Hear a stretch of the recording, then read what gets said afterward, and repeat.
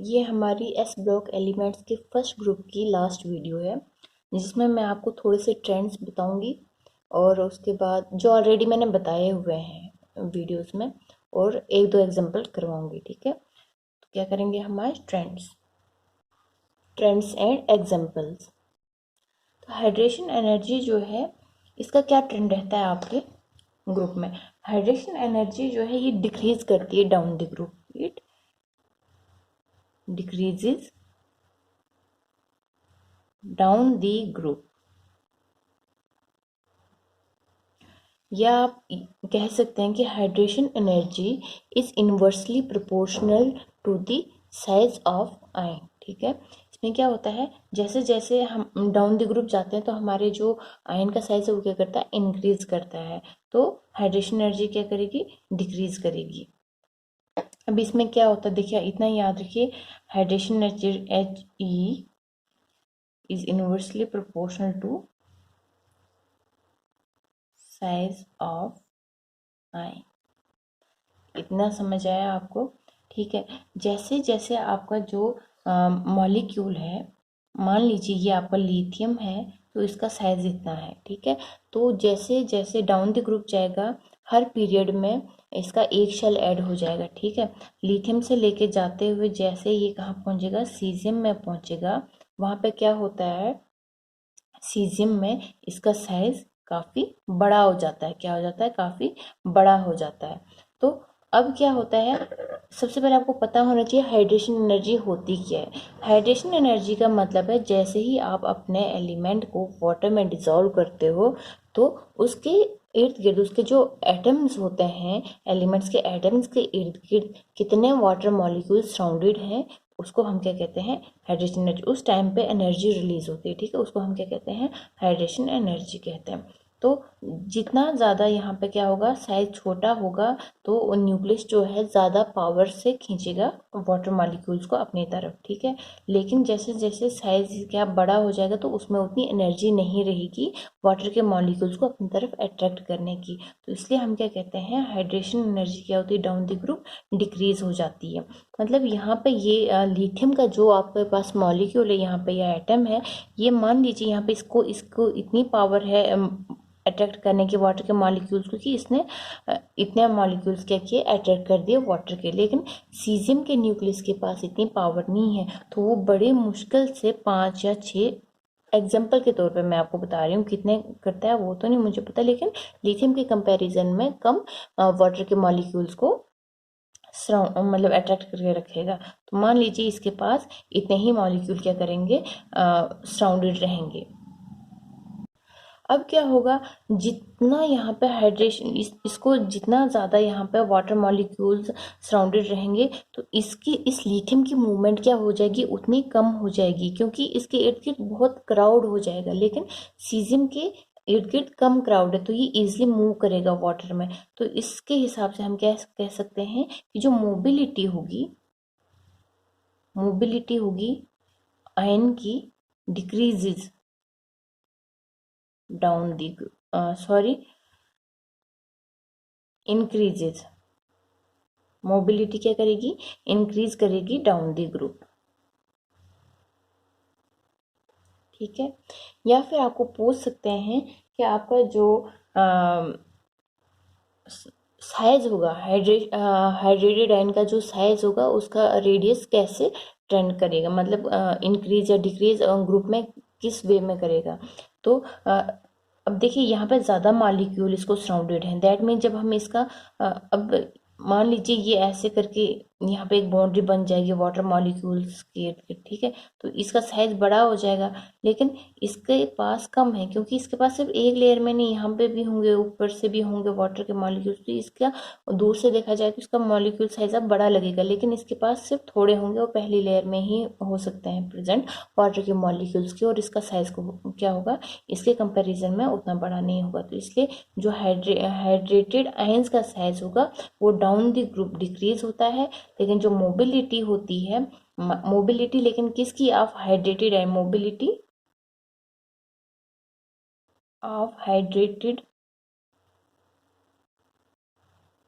Ion, तो ये क्या करेगी, इंक्रीज करेगी डाउन द ग्रुप, ठीक है, क्योंकि यहाँ पे क्राउड ज़्यादा है और अपर जो प्लेस होंगे आपके ग्रुप में वहाँ पे क्राउड ज़्यादा होगा और वो मूव नहीं कर पाएगा और ये इजीली मूव कर पाएंगे, तो इसीलिए mobility increases down the group, it increases down the group.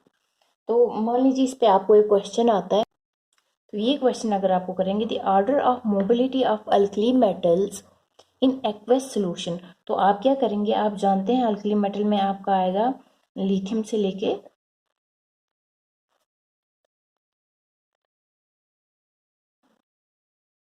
ये आपके पास यहाँ पे अल्कली मेटल्स आएंगे, फ्रेंशियम भी है लेकिन उसका वो रेडियो एक्टिव है, उसकी लाइफ टाइम जो है बहुत कम है, इसलिए हम उसको यहाँ पे शो नहीं करते हैं, इतना ध्यान रखना, अदरवाइज फ्रेंशियम भी आपका क्या है, अल्कली मेटल है।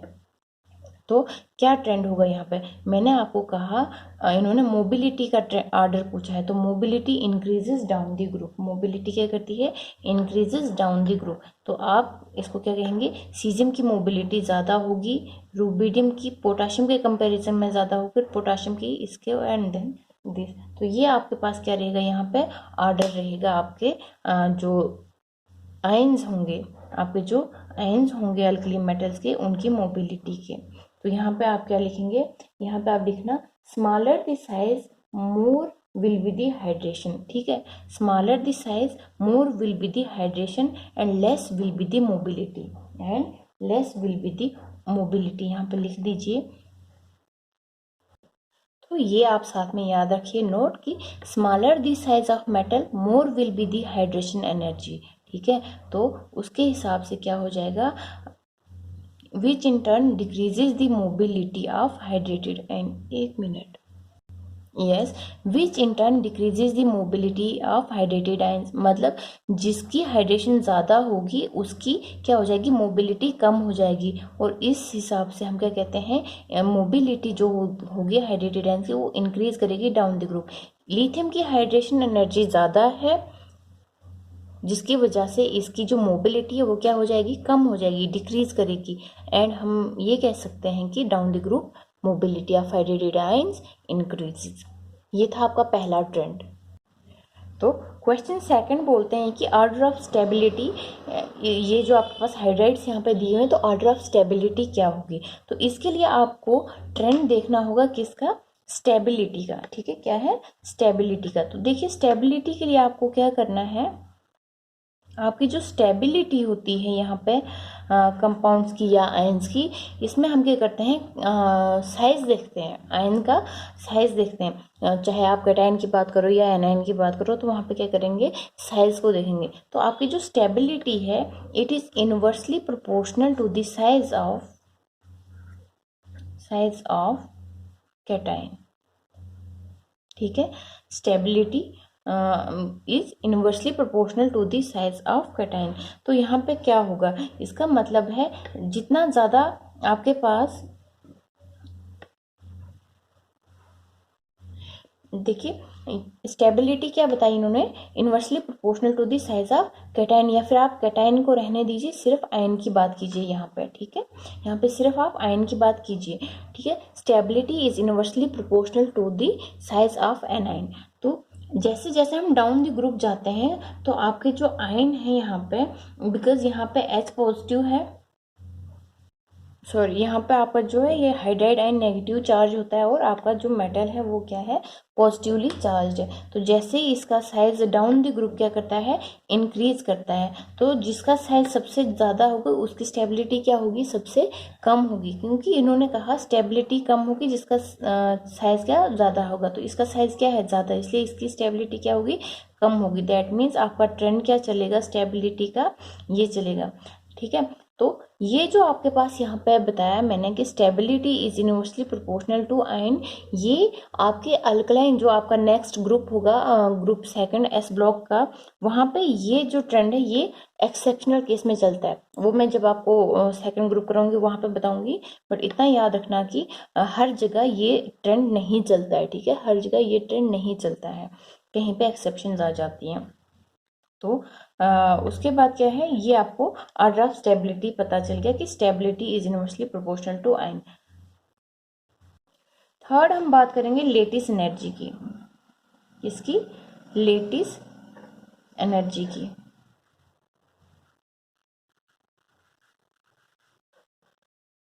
ये सेकंड था and this one was the first trend. ठीक है, तो लेटेस्ट एनर्जी का आप जानते होंगे कि लेटेस्ट एनर्जी का फॉर्मूला जिसको हम यू से डिनोट करते हैं तो क्या कहता है।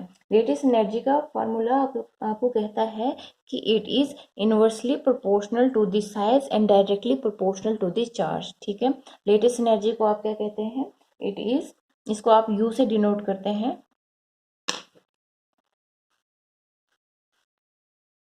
तो बताया जाता है कि lattice energy is inversely proportional to the size of ion and directly proportional to the, यहाँ पे लिख दीजिए चार्ज। ठीक है,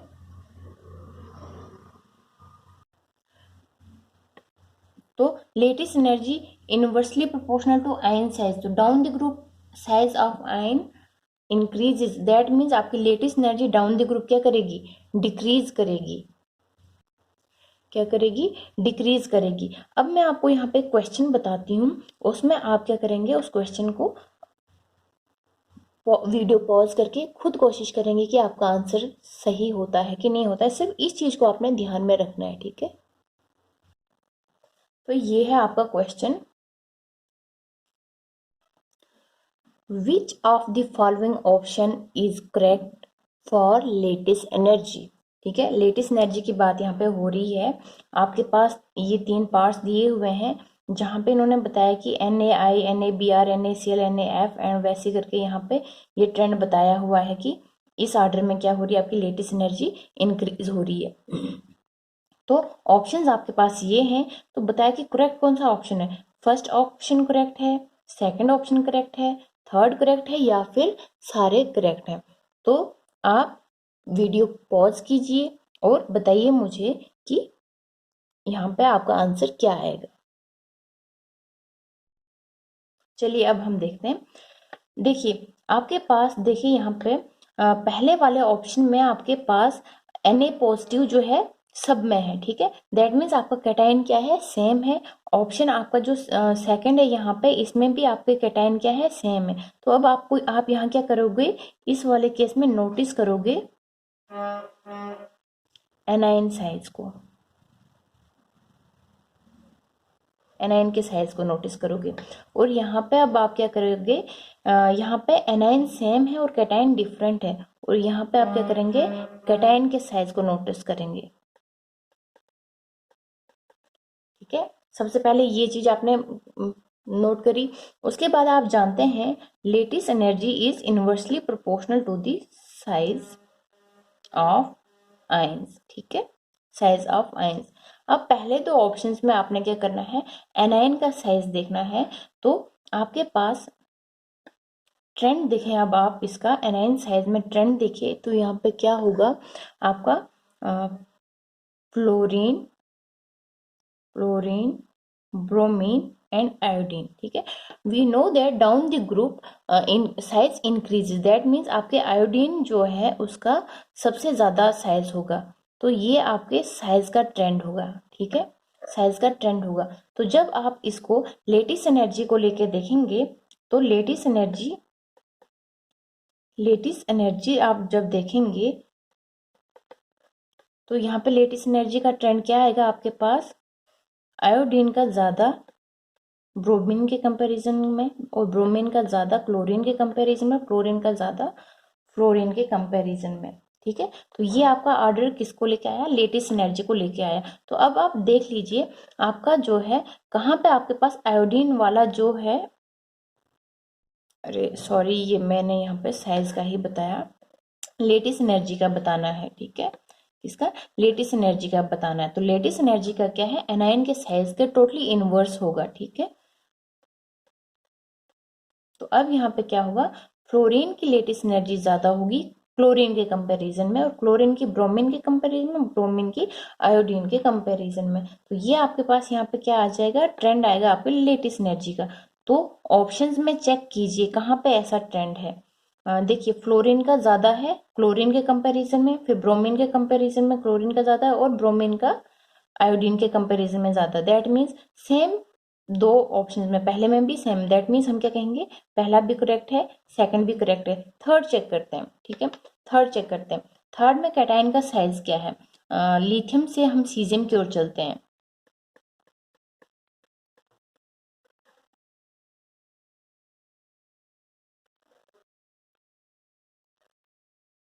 ठीक है, ये आपके क्या है, ये आपका लिथियम से सीजियम की ओर हम चल रहे हैं, तो आपके साइज का जो ट्रेंड है वो ऐसे करके चलेगा।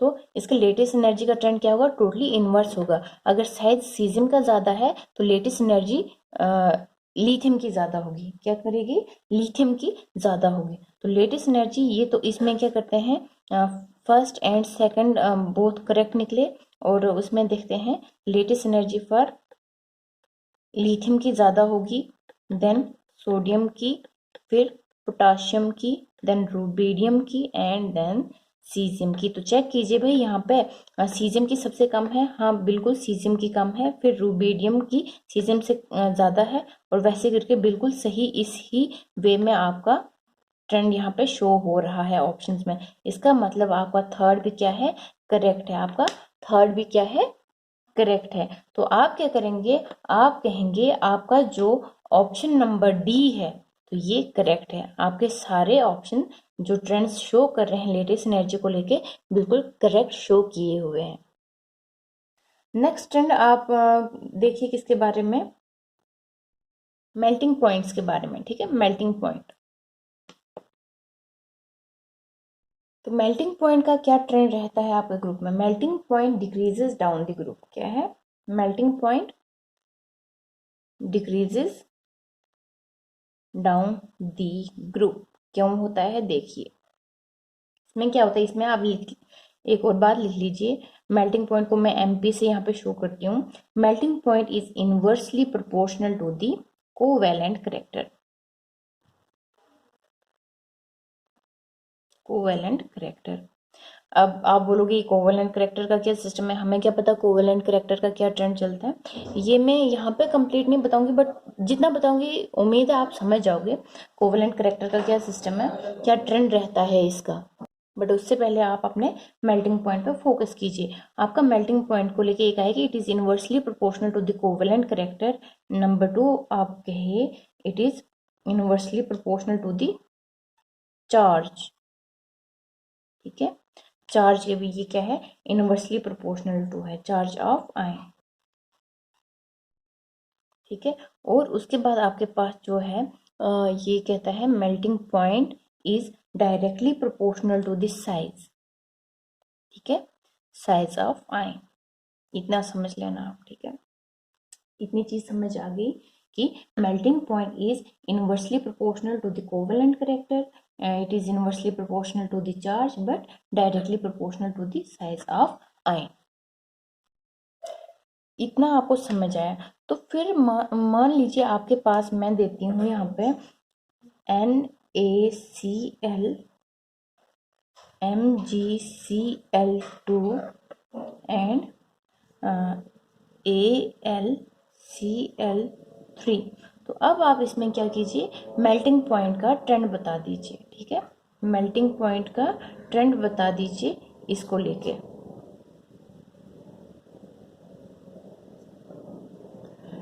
कि इसमें क्या ट्रेंड चलेगा आपके मेल्टिंग पॉइंट का, कहाँ की ओर इंक्रीज होगा, कहाँ की ओर डिक्रीज होगा, किसका सबसे ज़्यादा मेल्टिंग पॉइंट होगा। अब देखिए भाई, यहाँ पे आपके पास ना आपका कैटाइन कॉमन है, ठीक है, नंबर टू एनाइन तो कॉमन है, लेकिन उसके ऊपर चार्ज का सिस्टम देखना है आपने। तो आपके पास यहाँ देखना है, देखिए आपके पास Na जो है +1 के फॉर्म में, ठीक है, +1 के फॉर्म में। आपका मैग्नीशियम जो है यहाँ पे +2 के फॉर्म में है, and your aluminium is in the form of +3। ठीक है, इतना आप समझ गए। अब आपको क्या करना है, मैंने आपको यहाँ पे बताया कि melting point is inversely proportional to charge. Charge आपको दिख गया है, इससे आप इजीली बता सकते हो कि मेल्टिंग पॉइंट जो है एल्यूमिनियम का सबसे कम होगा। ठीक है, इससे आपको पता चल गया। ठीक है, तो ये आपका क्या आ गया, ऑर्डर आ गया कि इसका कम होगा। इसको हम साइज के हिसाब से भी दे सकते हैं। देखिए, जब आपके पास Na पॉजिटिव होगा तो उसके आपका जो कन्फिग्रेशन होगी, मैं लास्ट टर्म बताऊंगी सिर्फ, वो क्या होगी 2p6 होगी। मैग्नीशियम की भी क्या होगी 2p6 होगी एंड एल्यूमिनियम की भी 2p6 होगी। तो यहाँ पे क्या हुआ, यहाँ पे जब आपके पास लास्ट शेल जो है सबके क्या है कॉमन है, तो दैट मीन्स इनका साइज जो है वो आपको नहीं बता पाएगा कि मेल्टिंग पॉइंट का ट्रेंड क्या होगा। ठीक है, इसलिए अब यहाँ हम किस चीज़ को लेके नोटिस कर रहे हैं, इस पॉइंट पे हम चार्ज को लेके अपना जो ट्रेंड है आपके मेल्टिंग पॉइंट का वो पता कर रहे हैं। ठीक है, तो इसमें याद रखिए आपके पास जो आपका NaCl है, इसका होता है आपका मेल्टिंग पॉइंट कितना 800 डिग्री सेल्सियस। ठीक है, सबसे ज़्यादा। मैग्नीशियम क्लोराइड का कितना होता है, मैग्नीशियम डाइक्लोराइड का 712 के आसपास होता है। आपका जो एल्यूमिनियम है ये मेल्ट तो नहीं करता, ये डायरेक्टली आपके सॉलिड फॉर्म से गैसियस फॉर्म में हो जाता है। दैट मीन्स सब्लिमेशन शो करता है। क्या करता है, शोज सब्लिमेशन, शोज सब्लिमेशन। ठीक है, जब डायरेक्टली सॉलिड से गैसियस फॉर्म में आपका कोई मटेरियल कन्वर्ट हो जाता है तो उसको, उस प्रोसेस को हम सब्लिमेशन कहते हैं। और यहाँ पे AlCl3 की सब्लिमेशन कितने डिग्री सेल्सियस पे होती है, नियरली अबाउट 180 डिग्री सेल्सियस पे होती है। ठीक है, तो ये था आपका क्या मेल्टिंग पॉइंट का ट्रेंड। बाकी जो ट्रेंड्स हैं वो देखिए, जैसे आपका आयोनाइजेशन एनर्जी है, आयोनाइजेशन एनर्जी डिक्रीज करती है down the group, decreases down the group. ठीक है, your electropositivity, electropositivity increases down the group. ठीक है, और बाकी your strength of hydroxides it increases down the group and the ionic nature of hydrates increases down the group and the stability decreases down the group। आज के लिए इतना ही काफ़ी है and it is the end of group first।